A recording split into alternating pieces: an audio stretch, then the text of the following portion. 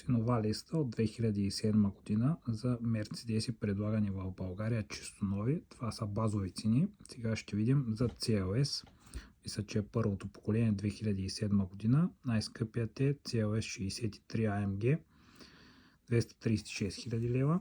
SL 65 е 457 000, а 55 е 301 000. Доста сериозна разлика. Е-класата W211 би трябвало да е 2007 година. Е63 е най-скъпият вариант, който е 216 000 лева.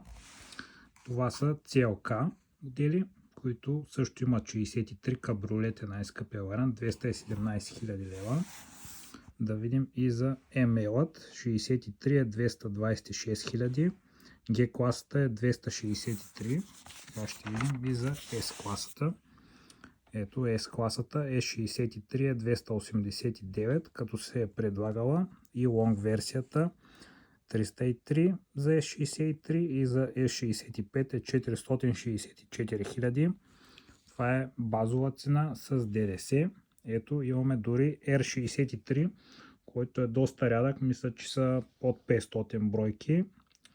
Неговата цена е била около 227 000, а SLR Макларенът е 891 000. Доста интересно. Значи BMW тук не могат да отговорят, понеже най-скъпата 7 серия мисля, че беше 260 000, а S65 Long е 465.